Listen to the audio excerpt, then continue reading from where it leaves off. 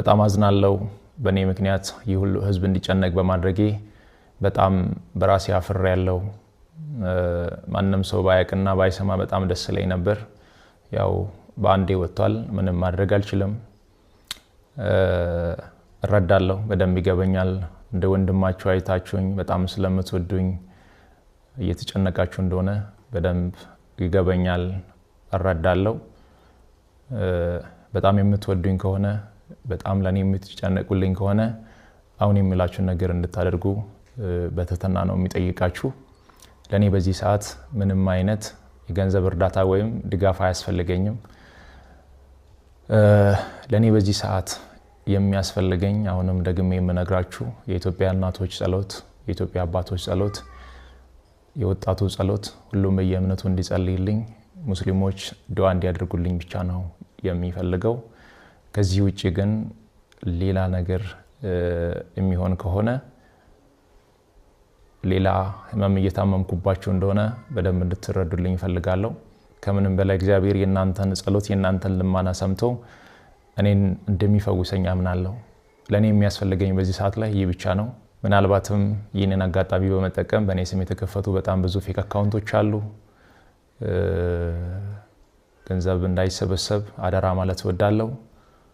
ይህንን መልእክቴ ደግሞ ለሁሉም አድርሱ ጸልዩልኝ ሌላ ምንም እርዳታ አያስፈልገኝም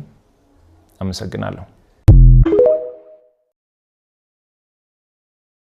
ሰላም እንደምን ቆያችሁ መታመሜን ሰምታችሁ በጣም ብዙ ሰዎች እየተጨነቃችሁ ነው መታመሜን የነገርኳችሁ እንድትጨነቁ ፈልጌ ሳይሆን እንድትጸልዩልኝ ስለሚፈልግ ነው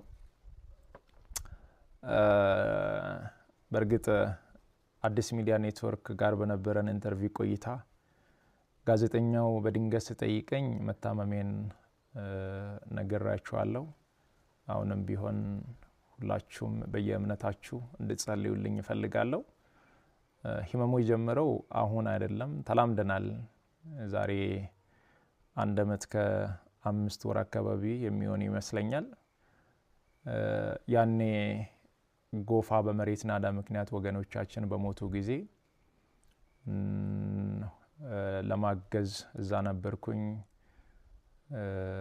እዛ ታመምኩ ከዛ በኋላ ህመሙ በዛው ነው የቀጠለው እስካሁን ባለው የህክምና ክትትል ያደረኩ ነው ቀጣይ ያለው የህክምና ሁኔታ በቅርቡ ከሀገር ውጪ ሄጄ በቂ ህክምና አደርጋለሁ ህክምና ብቻ ሳይሆን በዚህ ሰዓት ለኔ የሚያስፈልገው ኢትዮጵያ እናቶች ኢትዮጵያ አባቶች ወጣቶች ሁላችሁም በየእምነታችሁ እንድትጸልዩልኝ እፈልጋለሁ እኔ ወደ ህክምናው እስከሚሄድ ድረስ የታመሙ አልጋ ላይ ያሉ ወገኖችን ያሳከመን እንቆያለን በመጨረሻም አንድ ማለት የሚፈልገው በዚህ ሰዓት ለኔ የሚያስፈልገኝ አንድ ነገር ብቻ ነው አሁን ከሚነግራችሁ ነገር ውጪ ለኔ ምንም ነገር አያስፈልገኝም ሁላችሁም በየእምነታችሁ ጸልዩልኝ